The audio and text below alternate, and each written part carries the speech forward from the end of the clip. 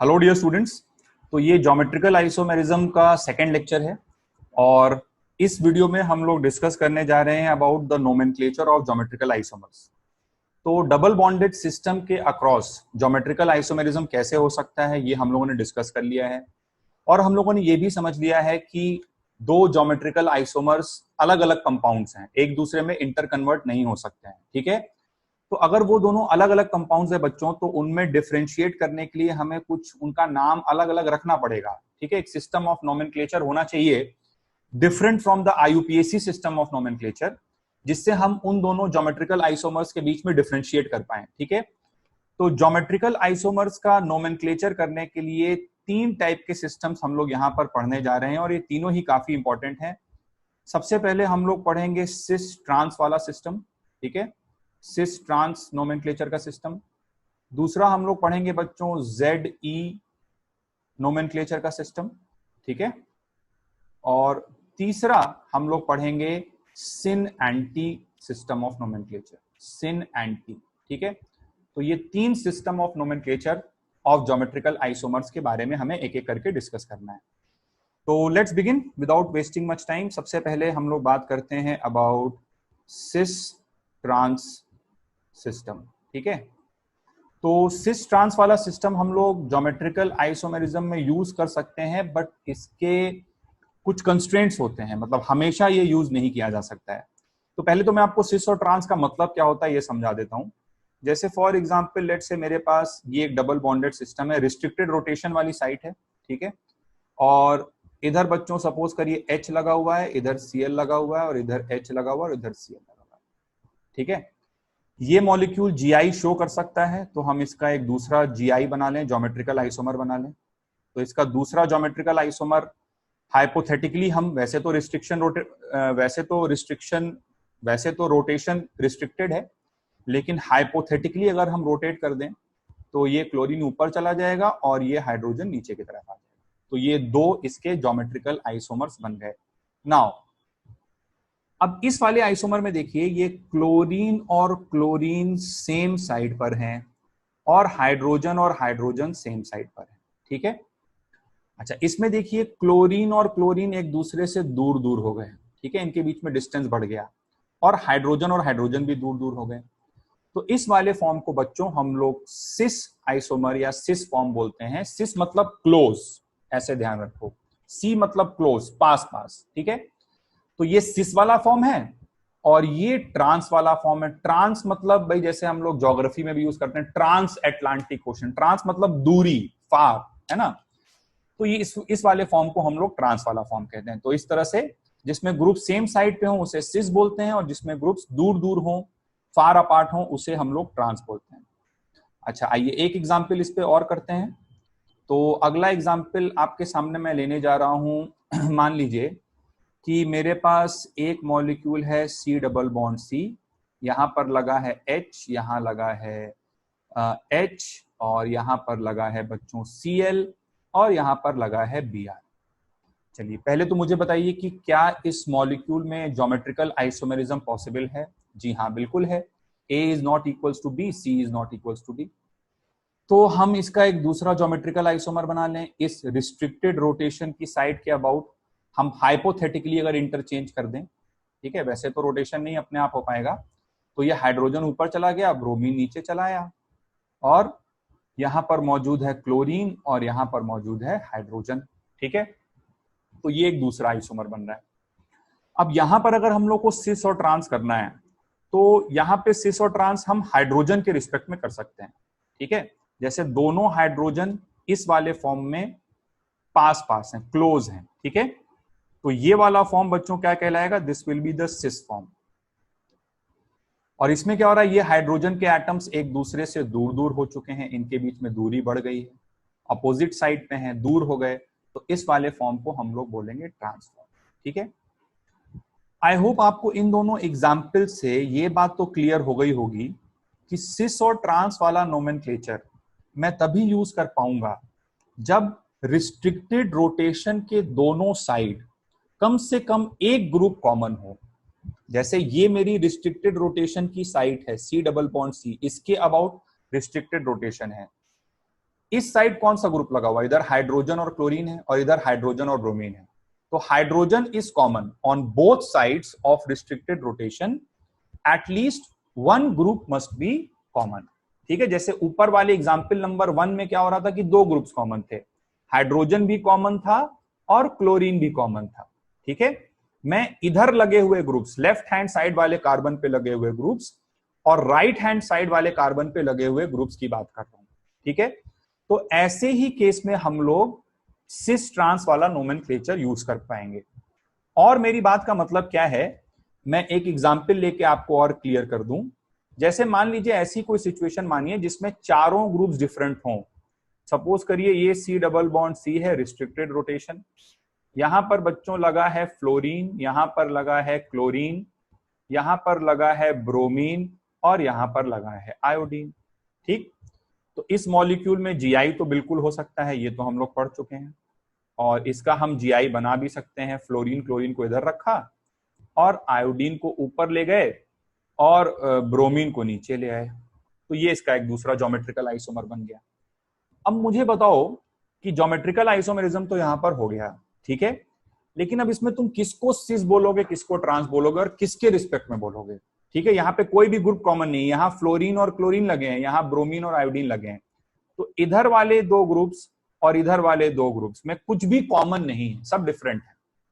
तो ऐसी सिचुएशन में हम लोग सिस ट्रांस वाला नोमेनक्लेचर यूज नहीं कर पाएंगे। इसमें किसी एक को सिस और किसी एक को ट्रांस तुम बोल ही नहीं सकते हो, किसके रिस्पेक्ट में बोलोगे। जैसे यहां पर हाइड्रोजन और हाइड्रोजन पास में था तो मैंने सिस बोल दिया, हाइड्रोजन और हाइड्रोजन दूर चला गया मैंने ट्रांस बोल दिया, लेकिन यहाँ पे कोई कॉमन ही नहीं है, तो यहां पे हम लोग सिस ट्रांस वाला नोमेनक्लेचर नहीं यूज कर पाएंगे। तो अब क्या किया गया, इस दुविधा का समाधान निकालने के लिए एक जनरल सिस्टम, एक फॉर्मल सिस्टम निकाला गया जिसे हम लोग बोलते हैं ZE नोमेनक्लेचर। ठीक है, और ZE नोमेनक्लेचर एक यूनिवर्सल सिस्टम ऑफ नोमेनक्लेचर है जिसको हमेशा यूज कर सकते हैं, ऑलवेज। ठीक है, सिस ट्रांस की एक लिमिटेशन है, आप देख पा रहे हो, सर्टेन जगह हो सकता है, सर्टेन जगह नहीं हो सकता है, लेकिन जो ZE सिस्टम ऑफ नोमेनक्लेचर है, ठीक है, दिस इज यूनिवर्सल और इसको हम लोग हमेशा यूज कर सकते हैं हर केस में। मतलब जहां सिस ट्रांस किए वहां पर भी ZE कर सकते हैं और जहां नहीं किए वहां तो खैर कर ही सकते हैं। ठीक है, तो हमेशा यूज हो सकता है ZE सिस्टम ऑफ नोमेनक्लेचर। तो ये क्या होता है, आइए हम लोग ये समझते हैं।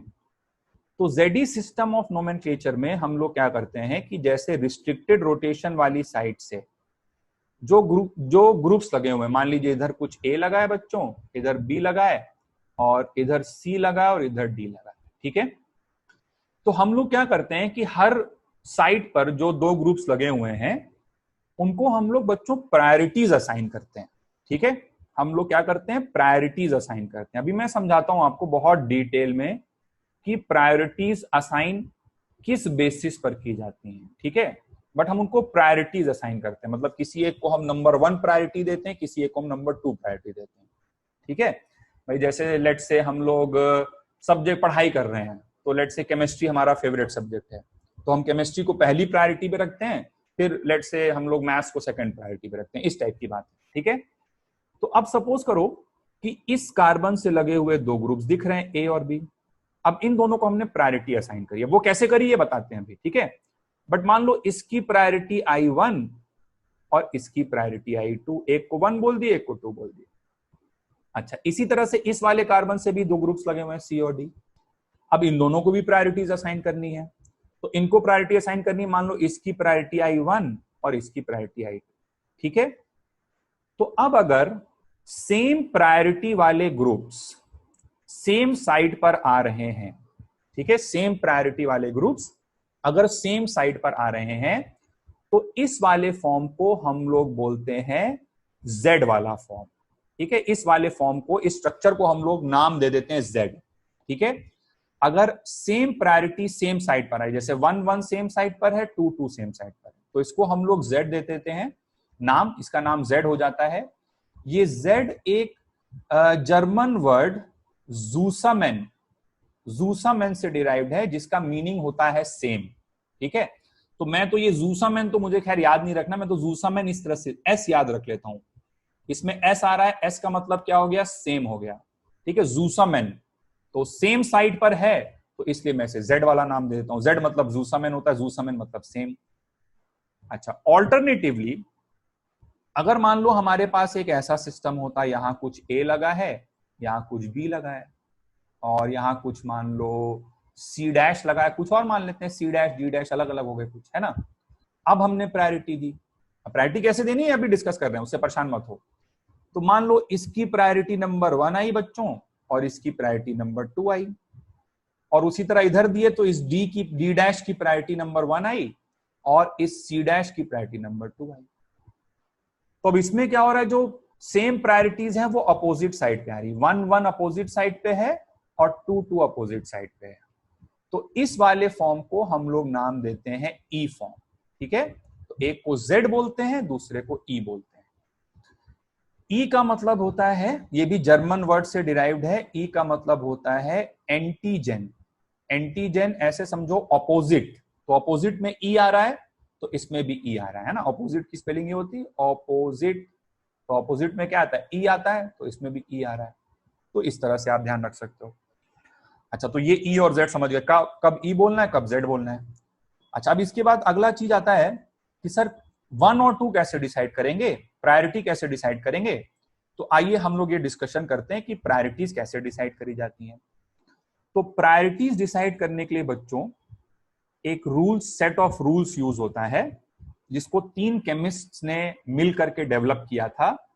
उसको बोला जाता है द कैन, ये इनके नाम है ना, कैन इनगोल्ड प्रिलॉग, कैन इनगोल्ड प्रिलॉग, जिसको प्यार से शॉर्ट फॉर्म में, बार बार इतना नहीं बोलना है, CIP सिस्टम बोलते हैं, कैन इनगोल्ड प्रिलॉग सिस्टम। ठीक है, तो ये कैन इनगोल्ड प्रिलॉग सिस्टम किस लिए इस्तेमाल होता है, ये इस्तेमाल होता है for the purpose of assigning priorities. मतलब किसी एक को 1 बोलना है, किसी एक को 2 बोलना है, तो वो इसके बेसिस पर असाइन की जाती है। और इसी CIP सिस्टम का यूज हम लोग आगे ऑप्टिकल आइसोमेरिज्म में भी करेंगे, वहां पर भी हमको इसका यूज पड़ेगा। तो एक एक करके आपको रूल्स बताते हैं क्या क्या होते हैं। तो सबसे पहला रूल नंबर 1 है कि प्रायोरिटी, पहला रूल नंबर 1 है कि priority is directly proportional to the atomic number of the atom attached. ठीक है, जो एटम डायरेक्टली जुड़ा हुआ है, atomic number of the atom attached to the site of restricted rotation, to the site of restricted rotation. मतलब जितना ज्यादा atomic number उतनी ज्यादा प्रायोरिटी, उतनी हायर प्रायोरिटी। और हायर प्रायोरिटी मतलब रैंक की तरह है ना, जिसकी फर्स्ट रैंक आई उसकी हायर रैंक आई है, जिसकी सेकंड आई है उसकी लोअर रैंक आई है ना। तो जितना ज्यादा atomic number of the atom directly attached, यहां पे एक वर्ड मैं और ऐड करना चाहूंगा, directly attached to the site of restricted rotation, जितना ज्यादा उसका एटॉमिक नंबर होगा उतनी ज्यादा उसकी प्रायोरिटी हो जाएगी। जैसे मान लो फॉर एग्जाम्पल मेरे पास एक मॉलिक्यूल है C डबल बॉन्ड C, और यहां पर बच्चों Br लगा है, यहां पर I लगा है, और यहां पर मान लीजिए H लगा हुआ है, और यहां पर Cl लगा हुआ है। ठीक है, तो यहां पर मान लीजिए अब सपोज करिए इस तरह से अटैच्ड है। अब हमें EZ करना है, पहले तो प्रायोरिटीज असाइन करते हैं। ठीक है, तो देखिए इस कार्बन से जो एटम्स जुड़े हुए हैं डायरेक्टली वो हाइड्रोजन है और क्लोरीन है। हाइड्रोजन और क्लोरीन में ये तो बताने वाली बात नहीं है कि क्लोरीन का एटॉमिक नंबर ज्यादा होता है, तो जिसका एटॉमिक नंबर ज्यादा उसकी प्रायोरिटी नंबर 1 और दूसरे वाले की प्रायोरिटी नंबर 2। ठीक, इधर आ जाइए, इस वाले कार्बन से आयोडीन और ब्रोमीन जुड़ा है। अगेन ये कोई बताने वाली बात नहीं है कि आयोडीन का एटॉमिक नंबर ज्यादा है ब्रोमीन से, तो आयोडीन की प्रायोरिटी नंबर 1 और ब्रोमीन की प्रायोरिटी नंबर 2। बस हो गया, 1 और 1 सेम साइड, 2 और 2 सेम साइड, सेम मतलब जूसामेन, तो ये Z वाला फॉर्म हो गया। That's it, very easy. चलिए आइए एक और एग्जांपल देखते हैं। C डबल बॉन्ड C और यहां पर मैंने लगा दिया क्लोरीन, यहां पर मैंने लगाया हाइड्रोजन, यहां मैंने लगाया ब्रोमीन और यहां मैंने लगाया आयोडीन। ठीक है भाई। चलिए अब इसमें आपको E और Z करना है, बहुत आसानी से कर लेंगे। क्लोरीन और हाइड्रोजन में क्लोरीन का एटॉमिक नंबर ज्यादा है, प्रायोरिटी नंबर 1। हाइड्रोजन का एटॉमिक नंबर कम है, प्रायोरिटी नंबर 2। ब्रोमीन और आयोडीन में आयोडीन का एटॉमिक नंबर ज्यादा है, प्रायोरिटी 1। ब्रोमीन का एटॉमिक नंबर कम है, प्रायोरिटी 2। जिसका एटॉमिक नंबर ज्यादा उसकी हायर प्रायोरिटी। 1 और 1 ऑपोजिट साइड पर हैं, 2 और 2 अपोजिट साइड पर हैं। तो अपोजिट साइड पर होते हैं तो उसके लिए हम लोग अपोजिट में ई आता है, इसलिए इसको हम लोग ई वाले आइसोमर का नाम दे देंगे। चलिए तो रूल 1 हम लोग समझ गए। आगे बढ़ते हैं और नेक्स्ट हम लोग रूल 2 की चर्चा करते हैं। रूल 2 है कि if atomic number is same, if atomic number is same मतलब जो एटम्स जुड़े हुए हैं, ठीक है, अगर उनका एटॉमिक नंबर सेम हो जाए। अब एटॉमिक नंबर सेम किस केस में होगा बच्चों, किनका एटॉमिक नंबर सेम होता है? एटॉमिक नंबर सेम होता है, हम सभी को मालूम है, बहुत दिन से हम केमिस्ट्री पढ़ रहे हैं, आइसोटोप्स का एटॉमिक नंबर सेम होता है। तो if atomic number is same, और ऐसा कब होगा? This will happen in the case of isotopes. ठीक है, तो if atomic number is same तब क्या करें भाई? तो फिर आइसोटोप्स में अब क्या डिफरेंस होता है? आइसोटोप्स में एटॉमिक मास का डिफरेंस होता है, तो हम लोग priority on the basis of atomic mass decide कर लेते हैं। मजबूरी है, कुछ तो करना ही है। ठीक है, एटॉमिक नंबर सेम हो गया तो हमने बोला चलो ठीक है भाई, एटॉमिक नंबर सेम है तो चलो हम लोग अब चलते हैं एटॉमिक मास के पास। तो आइसोटोप्स वाला लफड़ा जब फंसेगा तो वहां पे हम लोग जिसका एटॉमिक मास ज्यादा है उसकी प्रायोरिटी हायर बोल देंगे। ठीक है, जैसे मान लीजिए फॉर एग्जांपल एक क्वेश्चन हम लोग नोट डाउन करें।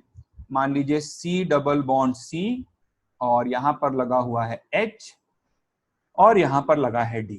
ठीक है, यहां पर लगा है OH और यहां पर लगा है OH और ये ऑक्सीजन 18 वाला ऑक्सीजन है। कुछ नहीं बोला जाता है उसका मतलब 16 वाला है, और कुछ अलग होगा तो बोल दिया गया, जैसे यहां पर 18 वाला ऑक्सीजन।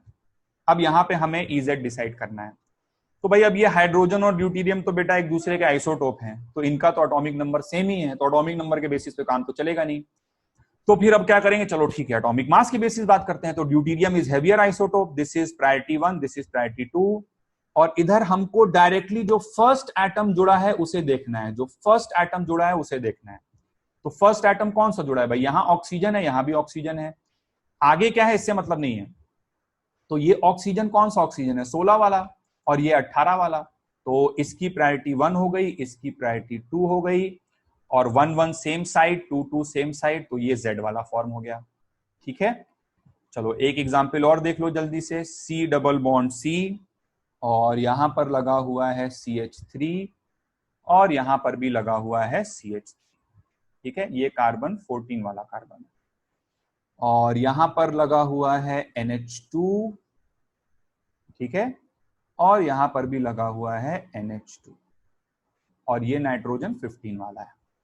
चलो यहां पे E और Z करना है, तो कैसे करें भाई? यहां पे पहला एटम जो जुड़ा है डायरेक्टली वो क्या है? कार्बन है, यहां पर भी कार्बन है, हमें फर्स्ट एटम देखना है। ठीक है, अच्छा ये कार्बन 14 वाला कार्बन है और इस कार्बन पे कुछ नहीं लिखा है, तो ये 12 वाला होगा। तो ऑब्वियसली एटॉमिक नंबर तो सेम है लेकिन इसका मास हैवियर है, तो इसकी प्रायोरिटी 1 हो गई, इसकी प्रायोरिटी 2 हो गई। यहां पर जो फर्स्ट एटम जुड़ा हुआ है दैट इज नाइट्रोजन, यहां पर जो फर्स्ट एटम जुड़ा है दैट इज ऑल्सो नाइट्रोजन। तो दोनों ही जगह पर फर्स्ट एटम इज नाइट्रोजन। ठीक, लेकिन ये नाइट्रोजन 15 वाला है, यहां कुछ नहीं लिखा है, तो ये नाइट्रोजन 14 वाला होगा। तो एटॉमिक नंबर तो सेम है लेकिन इसका मास नंबर ज्यादा है, तो इसकी प्रायोरिटी 1 हो गई, इसकी 2 हो गई। बहुत आसान काम है, 1 1 अपोजिट साइड, तो अपोजिट मतलब E, तो इसको हम लोग E वाला फॉर्म का नाम दे देंगे। ओके स्टूडेंट्स, तो आगे बढ़ते हैं और नेक्स्ट हम लोग डिस्कस करते हैं अबाउट रूल नंबर 3। ठीक है, तो रूल नंबर 3 थोड़ा सा मैं बहुत डिटेल में आपको पढ़ाता हूं, क्योंकि जनरली बच्चे इस रूल से, कई बार मैंने ऐसा पाया है कि कुछ टीचर भी उल्टा पुल्टा पढ़ा देते हैं और बच्चे अक्सर कंफ्यूज हो जाते हैं इससे। तो बहुत ही सिंपल सा है। रूल नंबर 3 ये है कि इफ द फर्स्ट एटम ठीक है, इफ द फर्स्ट एटम, पहले मैं लिख देता हूं फिर अच्छे से एक्सप्लेन करता हूं। If the first atom is same then look for next atom या सेकेंड एटम, ठीक है। और ये जो नेक्स्ट एटम भी लोगे आप, ये हायर एटॉमिक नंबर वाला ही लोगे, हायर एटॉमिक नंबर के ऑर्डर में ही लेना है ना। अभी बस समझाता हूं। If the first atom is same then look for next atom of higher atomic number till first point of difference, ठीक है, till first point of difference. तो आइए बहुत सारे एग्जाम्पल्स लेके आपको क्लियर करता हूं कि इस रूल नंबर 3 का क्या मतलब। बहुत ही सिंपल है, देखो यार, है ना। बात बस इतनी सी ये कहना चाह रहा है, अगर बहुत सिंपल शुद्ध भाषा में तुम्हें समझाऊं, शुद्ध हिंदी में, तो यहां पे ये कहना चाह रहा है कि आप पहले एटम को देख लो, पहले जो डायरेक्टली जुड़ा उसको देखो, ठीक है। अब वो मान लो दोनों जगह पे सेम है, तो आप आगे वाले एटम्स को कंपेयर करो, सेकेंड एटम को, थर्ड एटम को, इस तरह से चलो। और आगे वाले एटम्स को भी कंपेयर करते समय आप एटॉमिक नंबर की प्रायोरिटी को हमेशा ध्यान रखो, मतलब आप हायर एटॉमिक नंबर की तरफ हमेशा जाओ। जैसे मान लो फॉर एग्जांपल, लेट अस से कि हमारे पास एक C double bond C system है और इधर कुछ कुछ जुड़ा हुआ है, और इधर मान लीजिए आप जुड़ा है बच्चों CH2Cl और CH2F, ठीक है, इस तरह से जुड़े हुए हैं, ठीक है। और इधर कुछ जुड़ा है, मान लो कुछ A और B है, अभी हमें इससे मतलब नहीं, हमें हमारा फोकस इन दोनों पे है, ठीक है। तो अब ये दोनों ग्रुप्स तो अलग अलग हैं, अब इनमें हमको बच्चों प्रायोरिटी डिसाइड करनी है। तो प्रायोरिटी हमने बोला कि भाई सबसे पहले हम लोग वो देखते हैं जो एटम डायरेक्टली जुड़ा हुआ है, ठीक है। तो यहां से डायरेक्टली कौन जुड़ा है बताओ? डायरेक्टली जुड़ा है कार्बन, और यहां से भी डायरेक्टली कौन जुड़ा है? कार्बन। तो ये कार्बन कार्बन तो दोनों जगह सेम है, दोनों जगह सेम कार्बन है, तो कार्बन के बेसिस पे डिसाइड नहीं हो पाएगा, दोनों जगह सेम एटॉमिक नंबर आ रहा है, ठीक। अब आप नेक्स्ट एटम्स को देखो, तो नेक्स्ट एटम्स के लिए मैं क्या सजेस्ट करता हूं, अब आप सोचो कि इस कार्बन से क्या क्या जुड़ा है। तो इस कार्बन से जुड़ा हुआ है क्लोरीन, एक हाइड्रोजन और एक हाइड्रोजन, और इनको जब मैं लिख रहा हूं तो मैं एटॉमिक नंबर के ऑर्डर में लिख रहा हूं, मतलब ज्यादा एटॉमिक नंबर से कम एटॉमिक नंबर। मैं क्लोरीन को आगे लिखा क्योंकि क्लोरीन का एटॉमिक नंबर ज्यादा है। यहां पर भी कार्बन था, अब इस कार्बन से क्या क्या जुड़ा हुआ है? इस कार्बन से जुड़ा है बच्चों फ्लोरीन, हाइड्रोजन और हाइड्रोजन, इस तरह से आप लिख लो, ठीक है, एटॉमिक नंबर के ऑर्डर में। अब इसके ग्रुप्स को इसके साथ कंपेयर करो, समझ रहे हो बात को? तो इसके ग्रुप्स को इसके साथ अगर कंपेयर करोगे तो तुम्हें स्टार्टिंग से देखना है बिल्कुल। अब जैसे यहां पर क्या दिख रहा है? क्लोरीन, यहां पर दिख रहा है फ्लोरीन, यहीं पर डिफरेंस आ गया, पहले वाले में डिफरेंस आ गया, ठीक है।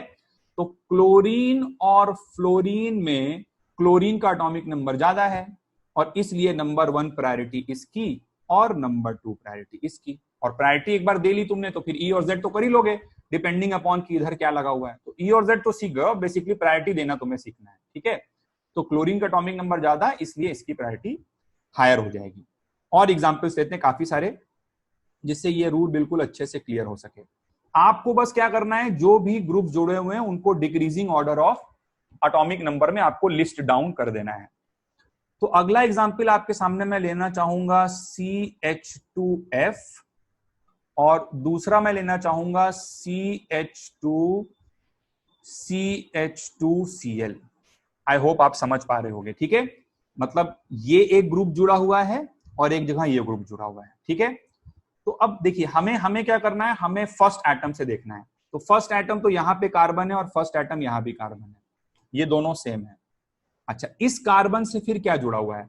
इस कार्बन से जुड़े हैं, decreasing order of atomic number में लिखें तो फ्लोरीन और हाइड्रोजन ये जुड़े हुए हैं।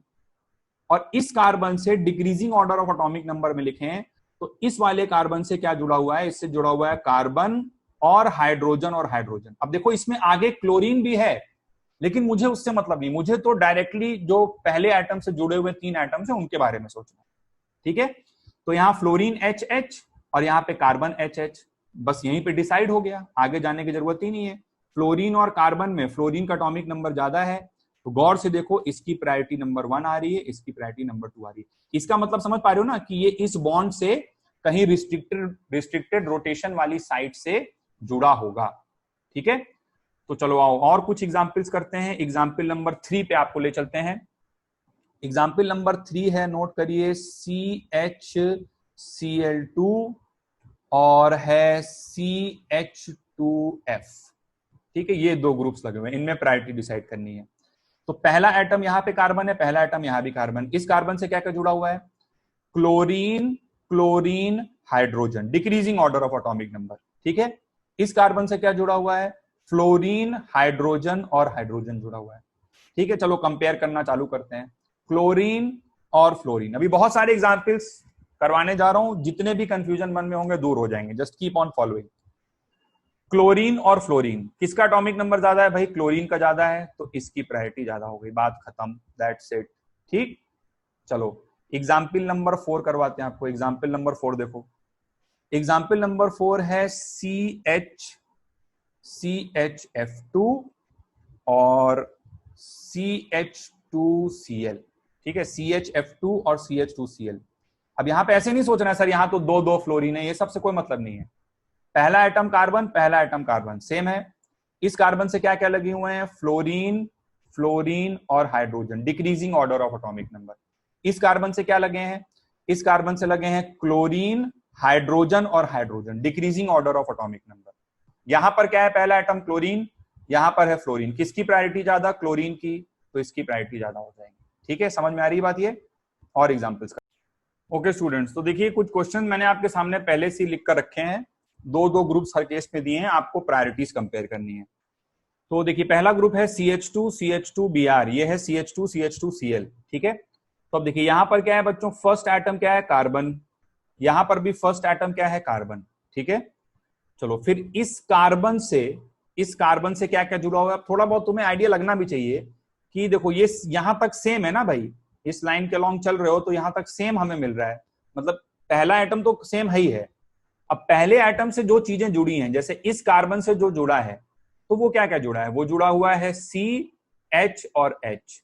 और इस कार्बन से जो चीजें जुड़ी हैं वो क्या है? C, H और H। तो ये दोनों तो सेम ही आ रहे हैं ना भाई, तो अब यहां पे तो डिसाइड नहीं हो पा रहा है। तो अब हम लोग चेन में आगे बढ़े और इस वाले कार्बन के पास आ गए। इस वाले कार्बन के पास आए तो हमें क्या दिखाई दे रहा है? यहां पे हमें दिखाई दे रहा है BrHH। और इस वाले कार्बन पर हमें क्या दिखाई दे रहा है? ClHH।